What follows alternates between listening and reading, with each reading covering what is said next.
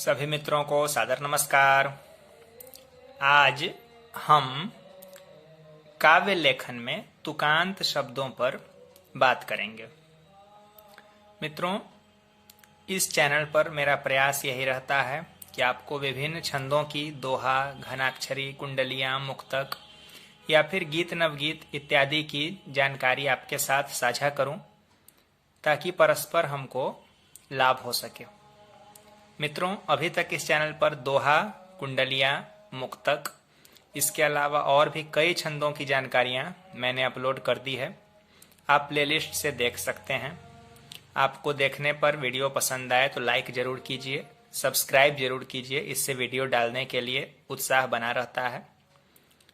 इसके अलावा एक चीज और कि वीडियो को अपने मित्रों से शेयर जरूर कीजिए ताकि उनको भी हमारे साथ चर्चा में जुड़ने का अवसर मिल सके। तो आइए बात करते हैं आज तुकांत शब्दों पर। मैं आपके सामने उदाहरण के लिए दो पंक्तियां लिख रहा हूं।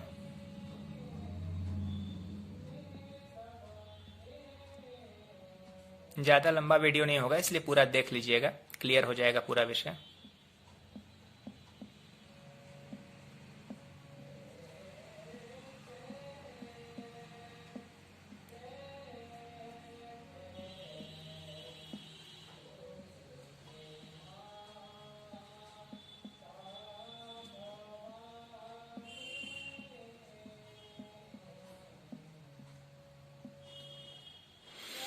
अब देखिए, मैंने आपके सामने ये दो पंक्तियां लिख दी। उदाहरण के लिए मैंने लिखा है, मेरे साजन आए दिन बहार के आए। चूंकि यहां हम तुकांतता पर बात कर रहे हैं, क्योंकि मात्रा गणना, मात्रा संयोजन इत्यादि के वीडियो सब कुछ मैंने प्लेलिस्ट में बिल्कुल अलग अलग विषयों में डाल रखा है, आप देख सकते हैं। तो यहाँ हमको चूंकि ये तुकांत शब्दों पर बात करनी है ना, ये जो तुकांत है इस पर बात कर। आपको क्या लग रहा है, ये सही है? मेरे साजन आए दिन बहार के आए, ये तुकांत पंक्ति आपको देखकर लग रही है, क्या ये सही है या गलत है? सही है तो क्यों सही है और गलत है तो क्यों गलत है, जरा सोचिए। जिन लोगों ने ये सोचा है कि ये तुक गलत है, बिल्कुल उन्होंने सही सोचा है, ये तुक गलत है। ऐसे तुक हम लोग नहीं लगाते हैं। जिन लोगों को तुकांतता के बारे में उतनी अधिक जानकारी नहीं है, उनको लग रहा हो कि गलत कैसे हो गया, आए आए तो दोनों में हो ही रहा है, तो यही तो गड़बड़ी है। तुक का मतलब दोस्तों यही होता है, एक जो शब्द आपके पूरी तरह से, जो शब्द समूह या वर्ण आपके पूरी तरह से समान हो जाएं, उसको आप एक तरफ छांटते जाइए। जैसे आपने इस पंक्ति में देखा, दोनों में आए आए हो रहा है, तो आए आए तो मिक्स कर गया, इसलिए आप इस आए को ना एक तरफ रख दीजिए। ठीक है, इसको हमने एक तरफ। अब उसके पहले के शब्द या वर्ण को देखिए, क्या है? इसमें है साजन और इसमें है बहार के। तो आप अब सीधी सी समझ, थोड़ी बहुत समझ रखने वाला भी व्यक्ति समझ जाएगा, साजन और बहार के में कोई तुक नहीं है, इसलिए पूरी पंक्ति का ही तुक गया काम से। ठीक है ना? तो यही चीज आपको तुकांतता के दौरान ध्यान में रखनी है। इसी बात को हम लोग कहते हैं कि जो शब्द या शब्द समूह पूरी तरह समान हो जाए। तुकांतता के दो भाग होते हैं। पहला भाग होता है समांत और दूसरा भाग कहलाता है पदांत। इसी समांत और पदांत को मिलाकर बनता है हमारा तुकांत। ठीक है? अब ये समांत पदांत क्या है?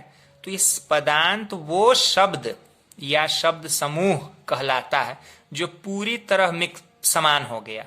जैसे यहां पर आए आए जो आपका पूरी तरह समान हो गया ना, तो यही आपका हो गया। इसको आप पदांत कह सकते हैं कि पद का अंत, पदांत।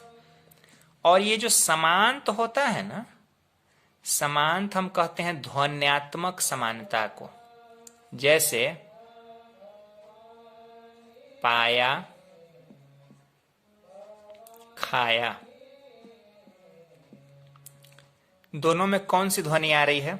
इन दोनों में आया ध्वनि आ रही है ना, प अगर निकाल दें और ख को निकाल दें तो आया आया ध्वनि दोनों में बचेगी ना। तो यही आया ध्वनि जो है ना, ये हो गई आपकी समांत। यही समांत ही महत्वपूर्ण होता है। पदांत के बिना भी तुकांत हो जाएगा, लेकिन समांत के बिना तुकांत नहीं होगा। जैसे कि यहां पर क्या हुआ, इसमें पदांत तो आ गया लेकिन समांत आया ही नहीं, तो ये तो गलत हो गया ना।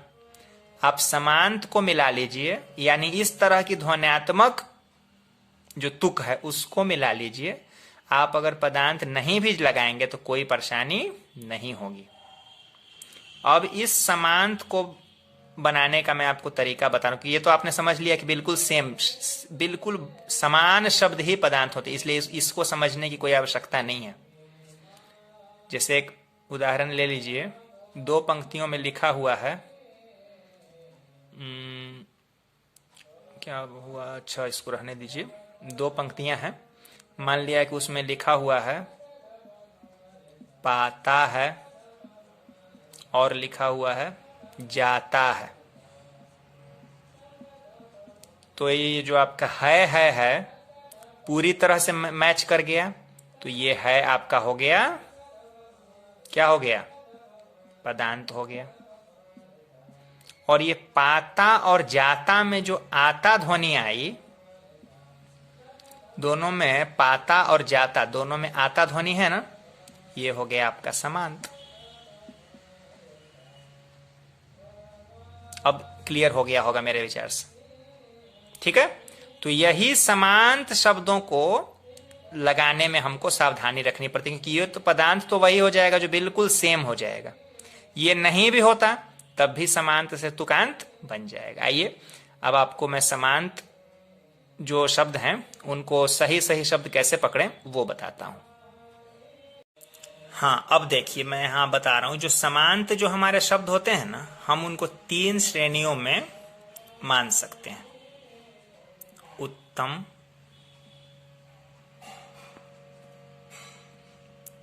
मध्यम और निकृष्ट, जो कि बिल्कुल नहीं चलेगा। आपने जबरदस्ती चलाया तो आपकी कविता को तोड़ देगा। उत्तम देखिए, उत्तम में हम इस तरह के शब्दों को मान सकते हैं। आपने समांत लिया है, समांत शब्द लिया है, जानिए मानिए। ध्यान दीजिएगा, बहुत आसान है, तुरंत समझ में आ जाएगा। अरे 15 मिनट क्या है, एक वीडियो देख ही लेंगे तो क्या हो जाएगा भाई, हमेशा काम देगा। इसलिए हड़बड़ाकर स्किप नहीं करना चाहिए। जानिए मानिए, तो इसमें अब आप मिलाइए, एक ही शब्द है, एक शब्द में ही घुसा के पदांत और समांत नहीं बनता, ये भी ध्यान रखिएगा। पदांत हम तभी मानेंगे जब वो शब्द अलग हो जाए। जैसे मैंने अभी बताया ना कि पाता है वाले में है अलग हो रहा था, ये आप मत सोचिएगा कि इसी जानिए मानिए में से निये निये मिल रहा है तो ये पदांत हो गया और इसको हम समांत कर दें, नहीं, ये पूरा शब्द ही समांत है। तो ये जानिए और मानिए दोनों में क्या ध्वनि आई, आनिए आई ना। जानिए और मानिए में आनिए ध्वनि आ गई ना। तो ये जो इस तरह की जो परिस्थिति बनी, ये सबसे बढ़िया मानी जाती है। इसी तरह का एक और उदाहरण, जैसे कि मैंने आपको पहले भी बताया है, इस वीडियो में पाता है और जाता है में आता ध्वनि आई थी, उसी तरह से गाया और खाया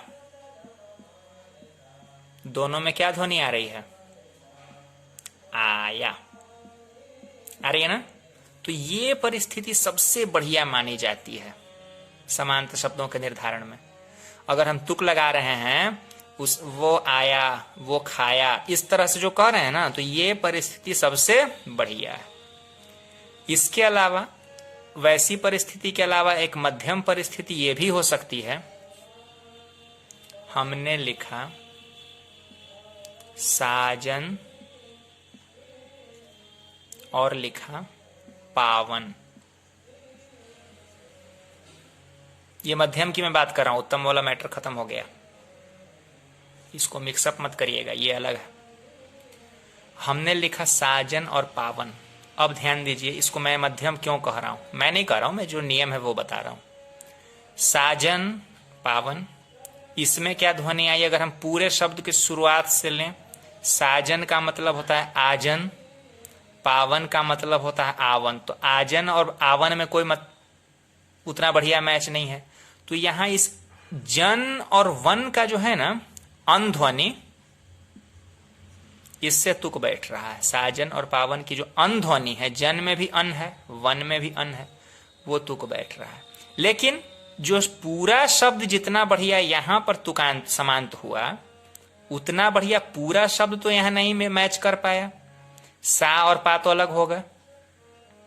तो इस परिस्थिति को हम लोग मध्यम तुकांतता करते। चल सकती है, इस तरह के शब्दों को भी आप ले सकते हैं, कोई दिक्कत नहीं होगी। जैसे आपने लिखा करना और नीचे अगले में ले लिया बचना। अब क्या हुआ? हिंदी में इसको गलत नहीं माना जाएगा। अना यहां भी है, रना, चना। तो रना और चना में अना ध्वनि है ना, अना है ना, अना ध्वनि आ रही है ना। रना में भी अना है, चना में भी अना है, चल जाएगा। लेकिन ये क और ब तो इसमें भागीदारी नहीं कर पाया, इसलिए ऐसी, हाँ, उर्दू में ऐसी इस परिस्थिति को दोष मान लिया जाता है जहां गजल की बात होती है। लेकिन यहां गजल की बात तो हम लोग कर रहे हैं, छंदों की बात कर रहे हैं, तो इसलिए यहां हिंदी में ऐसा कोई प्रॉब्लम नहीं है। लेकिन ये मध्यम तुकांतता में ही आएगा। अब देखिए निकृष्ट में क्या होता है।